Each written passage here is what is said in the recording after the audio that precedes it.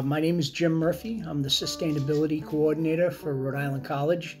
I work out of the Facilities and Operations Department at the physical plant.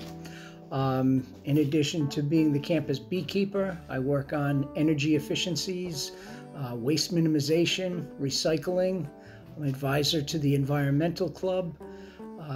So anything with a sustainability-minded theme or anything green, I try to have a hand in. The Sustainability Coordinator's position was created about 10 years ago. The president of the college at the time into bringing beehives on campus. So they kind of just wrote it into my job description.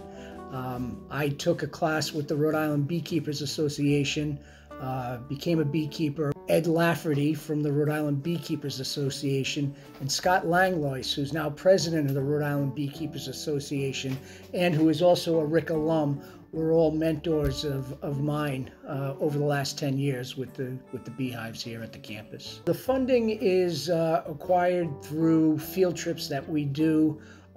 We do presentations at the Bee Education Center for children from K to 12. They come from all different school departments.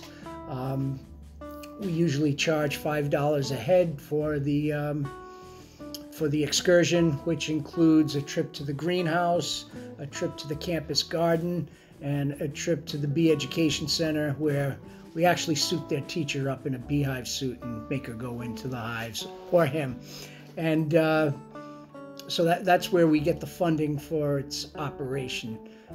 The equipment we've acquired over the last 10 years, so we have had equipment donated, but for the most part, we survive on what we make on field trips, which since COVID-19 has been a tough year. We're down a little bit this year. So yesterday we were out at the hives and we found 6 supers. That's basically a box of 10 frames. Each of those frames had about 5 pounds of honey on each frame.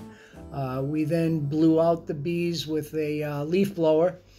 They weren't too happy, but we were able to get the frames back here to the physical plant with only about a half a dozen bees as opposed to 6,000. We then started uncapping it in our uncapping tank, and from there we put the frames, once the wax is uncapped, and the extractor spins. The centrifugal force pulls the honey out, and then we filter it into buckets. Once it's in a bucket, we let it sit for about a week, and then we put it into a bottling tank. The bottling tank is a dual-walled tank where we use water on the outer wall to warm up the honey to about 95 degrees.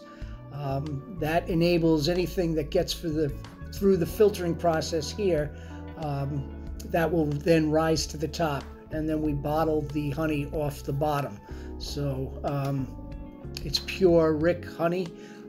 Everything that the bees have encountered on the campus, whether it be flowers in the greenhouse or vegetables in the campus garden, the bees will travel 3 miles in relation to their hive. The hives are here for the Rhode Island College students. Many different classes have taken advantage of them. I've had chemistry, biology, anthropology students all take part in a field trip where they learn about pollinators. We average on a good year about 250 to 300 students a year that come in on field trips, and those are K to 12 schools. We tell them about the things that are hurting them, whether it be the neonicotinoid pesticide, which is a nicotine-based pesticide that disrupts their navigation. They then become unable to return to the hive. We talk about the varroa mites, which is a pest that also hurts them. And we also talk about monocropping. So bees like different sources of nectar and pollen. So we then take that time to encourage our students to go out and plant flowers and vegetables, fruits, things that the bees will pollinate, so they don't have to work as hard to find food sources. We have a website off the RIC website. It's the Rhode Island College Bee Education Center.